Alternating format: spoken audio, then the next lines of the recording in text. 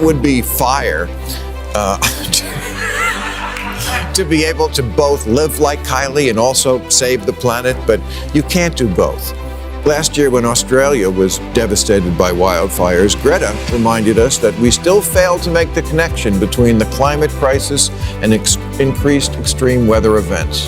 Kylie, too, was moved by the disaster and tweeted about how the loss of animal life breaks her heart. Then she quickly followed up with a post of her new $1,500 Louis Vuitton mink slippers. It's always so sad when fire attention. Bill Maher didn't hold back on real time when he went after climate change activists who, in his view, have turned a serious global issue into a spectacle. The sharp-tongued comedian criticized those more concerned with likes, hashtags, and public applause than with the actual work of protecting the planet. Maher made it clear this isn't about optics, photo ops, or performative protests. We need real heroes, he said, not fame-chasing influencers. The atmosphere was electric, and Maher wasted no time igniting the debate. Strap in, this discussion is about to get intense. Climate conference is underway in Glasgow, Scotland, and Greta Thunberg has once again shown the world that she is the conscience of her generation. Someone must tell her, you may be the conscience of your generation, but you don't represent it. I really wish you did, Greta, but you don't. But I can show you who does. Greta, you have 13 million followers on Instagram, which is great. But Kylie Jenner has 279 million, which is more. I mean, seriously, who is the real influencer in that generation?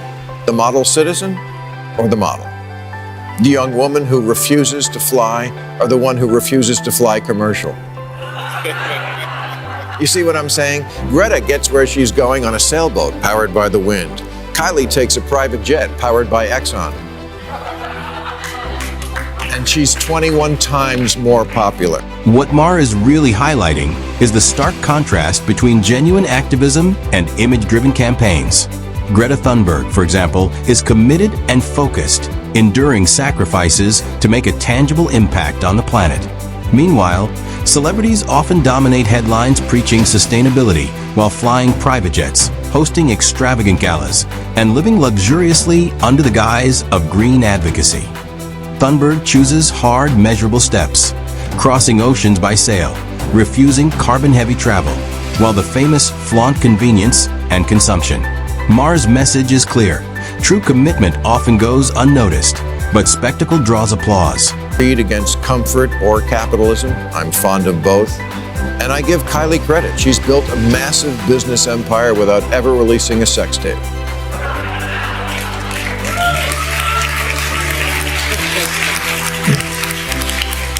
And like her dad, she's a self-made woman.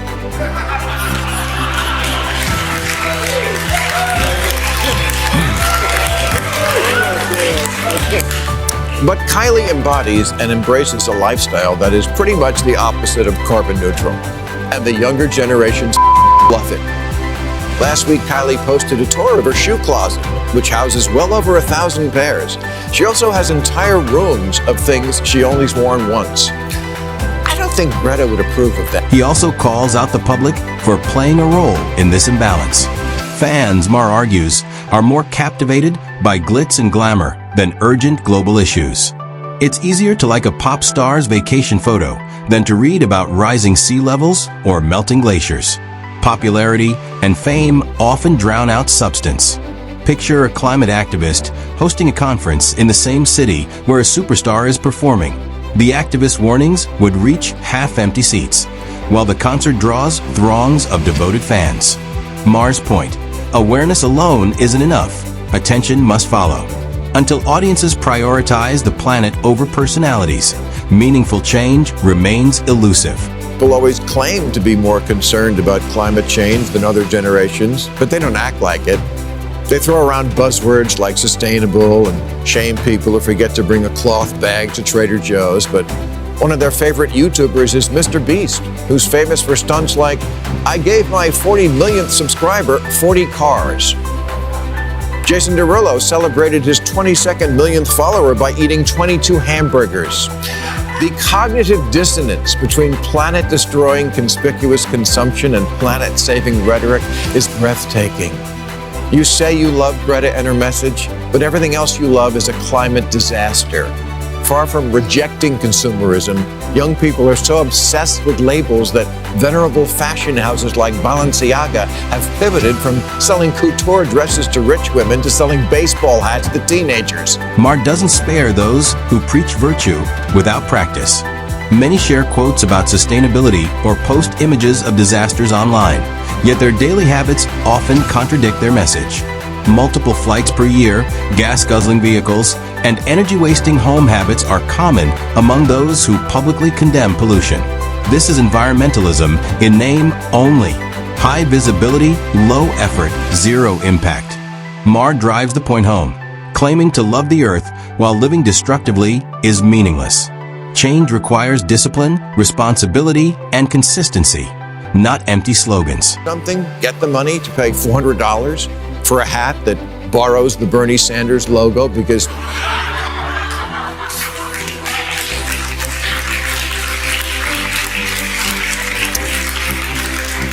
you're like a socialist and stuff?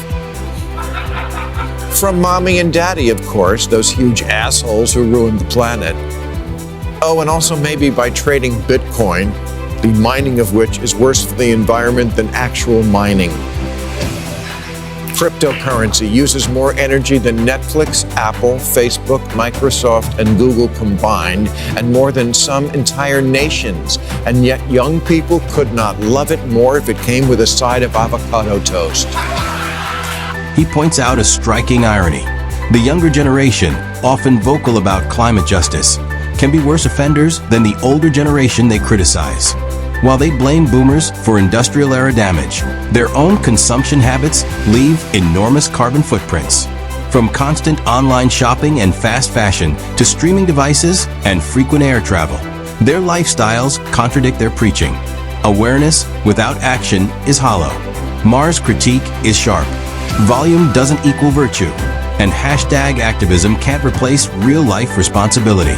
Loud voices are ineffective if the lifestyle doesn't reflect the message. Percent of crypto buyers are either millennials or Gen Z, which makes it ring a little hollow when you're out there chanting for us to put the planet ahead of profits. And what do crypto fans say about this? They say, well, yes, it uses too much energy now, but in the future. Oh yeah, the future, that's right. Same thing my generation said. Let them handle it in the future. I'll get mine now. Like Bitcoin, the smartphone is a huge contributor to carbon emissions because the cloud isn't an actual cloud, of course.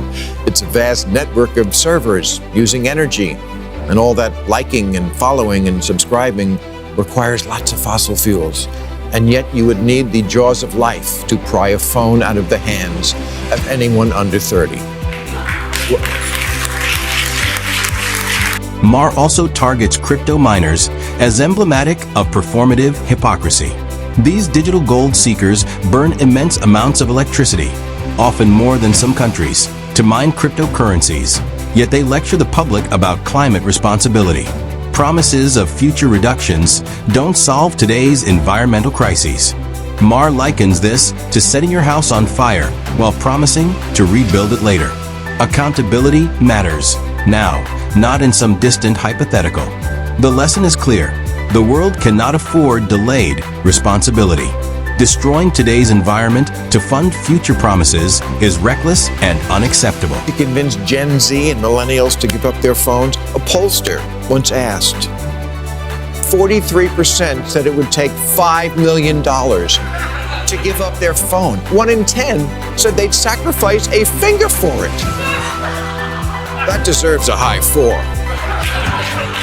Anticipating objections, Maher addresses common questions. Why should I give up my phone? He says we might think. Modern devices are integral to work, education, and staying connected. Maher emphasizes that climate responsibility isn't about total disconnection. The issue is how we use and dispose of our tools, not abandoning them entirely. Cleaner manufacturing, smarter recycling, and greener energy use are the real solutions.